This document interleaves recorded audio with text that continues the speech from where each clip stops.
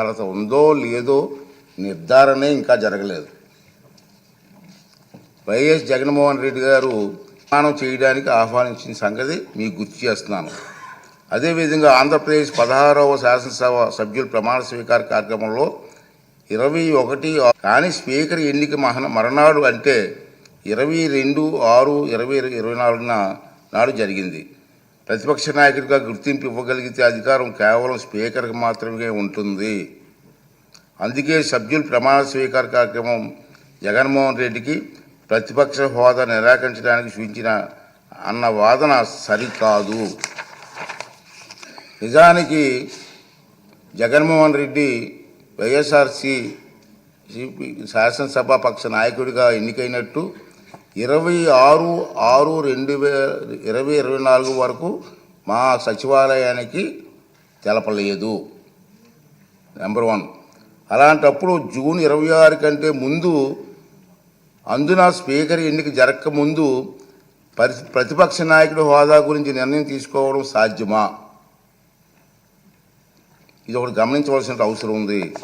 ప్రతిపక్ష నాయకుడి హోదా ఎవరైనా అర్హులా కాదా అనేది కేవలం రాజ్యాంగ సూత్రాలు, కోర్టు తీర్పులు, చిరకాల సాంప్రదాయాల ఆధారంగా మాత్రమే నిర్ధారించగలరు. ఆంధ్రప్రదేశ్ వేతనాల పెన్షన్ చెల్లింపు అనర్హతల తొలగింపు చట్టం 1953లో ప్రతిపక్ష నాయకుడి హోదా ప్రస్తావన ఉంది.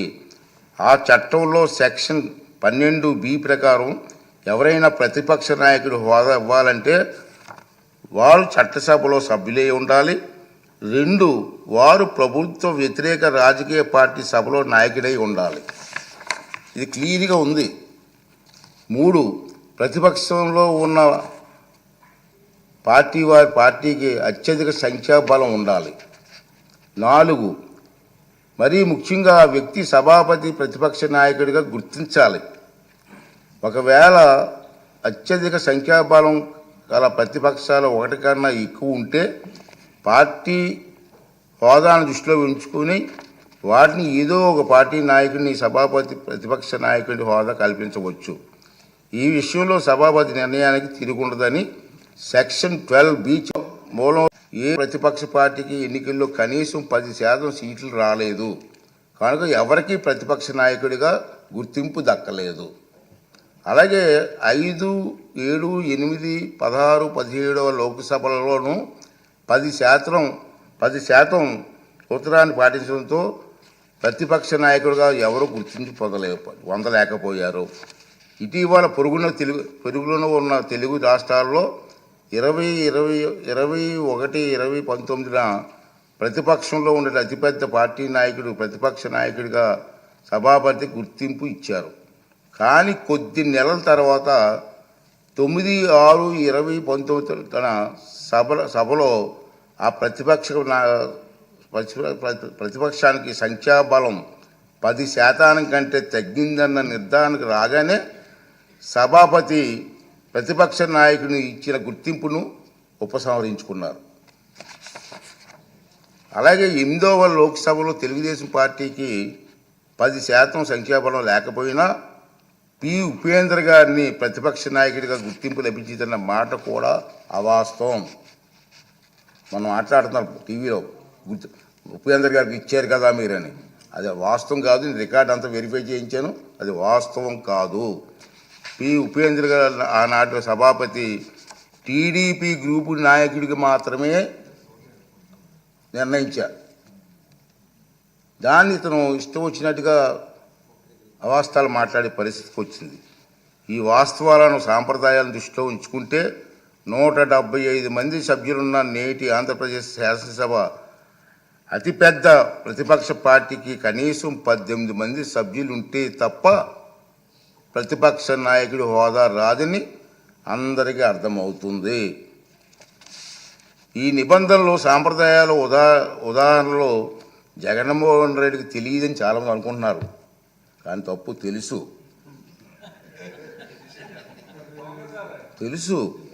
ఎందుకంటే 2019 జూన్ 13న ముఖ్యమంత్రి హోదాలో ఆయన ఇదే సభలో ప్రసంగిస్తూ చెప్పిన మాటలు మనందరం గుర్తు చేసుకోవాల్సిన అవసరం ఉంది. చంద్రబాబు నాయుడు గారికి 23 మంది శాసనసభ్యులు ఉన్నారు. ఒక 5 కానీ లాగేస్తే ఆయనకు 18 మంది కూడా ఉండరేమో. ఈ హోదా 17 మంది ఉంటారు. అప్పుడు ఆయన ప్రతిపక్ష నాయకుడు స్టేటస్ కూడా ఉండదని చెప్పి ఇదే జగన్మోహన్ రెడ్డి గారు ఈ హౌస్లో మాట్లాడిన సంగతి మీ అందరికీ తెలుసు. మరి అది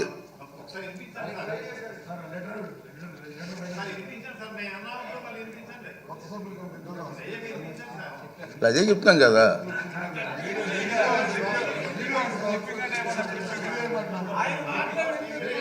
ఆయన మాటలు వినిపించాలా? అయితే మరి రికార్డు చేయాలి, మరి వినిపిద్దాం.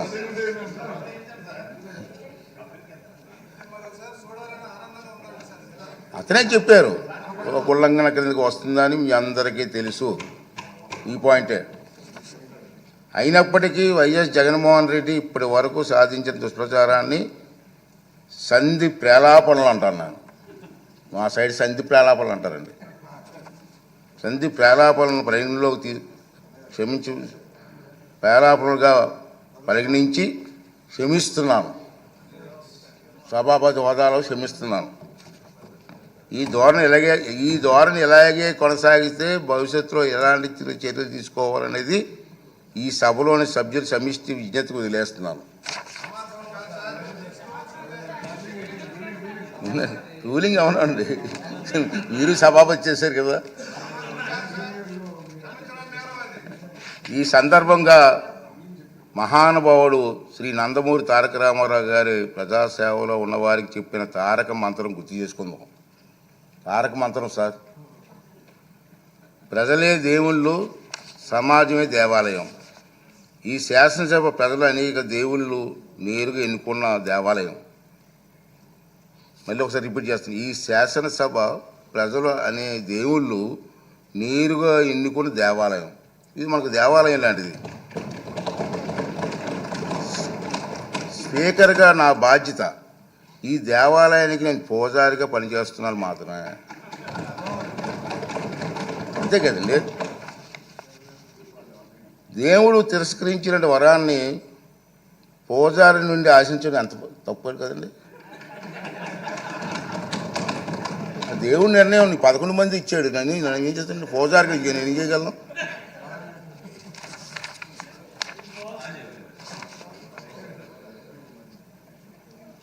ఈ నియోజకవర్గాల్లో ప్రజలు ఈ సందర్భంగా వాళ్ళ సభ్యులు కూడా రావట్లేదు, మీరు చూస్తూనే ఉన్నారు. ఈ సందర్భంగా సభకు దూరంగా ఉంటున్న సభ్యులకి నా విజ్ఞప్తి ఏంటంటే, మీ నియోజకవర్గాల్లో ప్రజలు మీకు ఇచ్చిన గౌరవాన్ని, బాధ్యతను గుర్తు చేసుకోండి. మీకు సభకు దూరంగా ఉంటే మీ నియోజకవర్గాల సమస్యలు సభలో ఎవరు ప్రస్తావిస్తారు? వాటికి పరిష్కారాలు ఎలా సాధిస్తారు? ఈ బాధ్యతను గుర్తించి మిమ్మల్ని నమ్ముకున్న మీ ప్రజల గొంతు వినిపించడానికి సభకు హాజరు కావాలని రాజ్యాంగం మీకు అప్పగించిన బాధ్యతను సమర్థవంతంగా నిర్వహించాలని విజ్ఞప్తి చేస్తున్నాను. నమస్కారం. ఈ రూలింగ్ తాలూకు ఇంగ్లీష్ కాపీని కూడా సభ రికార్డులో భాగంగా ఉంటుందని చెప్పి సందర్భం మనం చేస్తూ మీ అందరి దగ్గర సెలవు తీసుకున్నానండి. ఈ రూలింగ్ ఇవ్వాలనే ఉద్దేశంతో దీన్ని తెర వేయాలి. ఎక్కడో తెర వేయకపోతే పబ్లిక్ అందరికి తెలియాలా. అందుకే సామాన్యులకు అర్థమైన విధంగా చెప్పాలనే ఉద్దేశంతో నేను ఈ టైం తీసుకోవడం జరిగిందని చెప్పి మనం చేస్తూ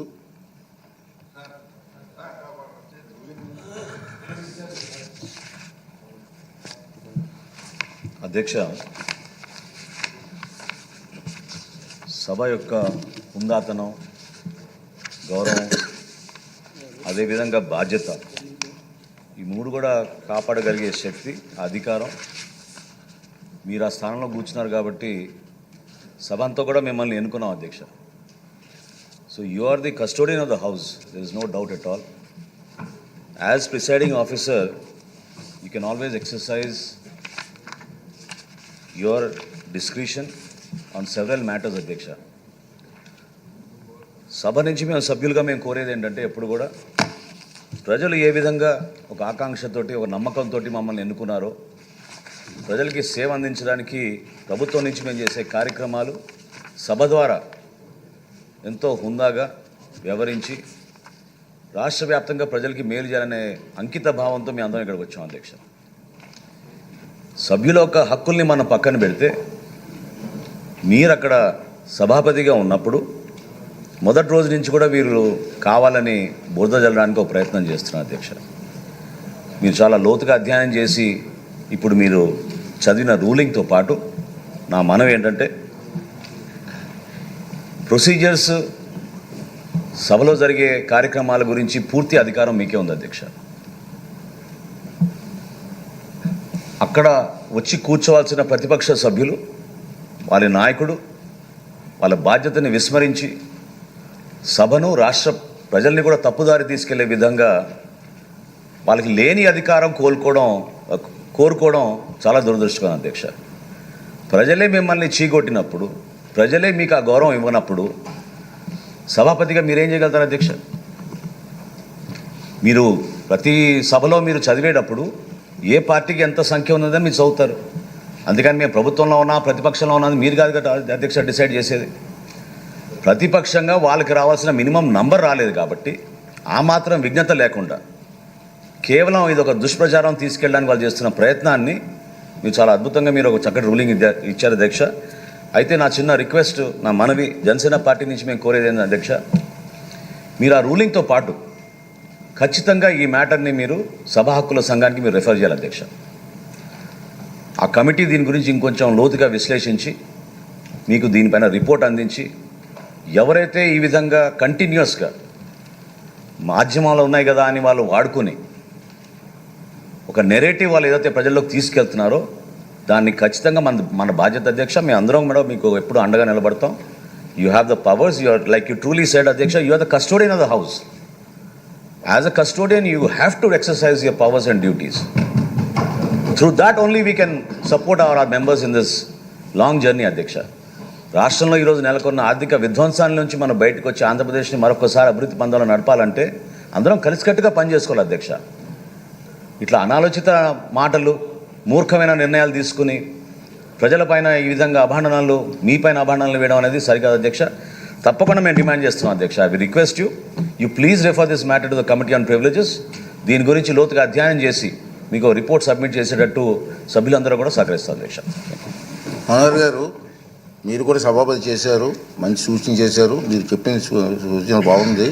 నేను ఒకసారి స్టడీ చేసి సభా హక్కుల కమిటీకి పంపించి ఏర్పాటు చేయడం కోసం ప్రయత్నం చేస్తాను.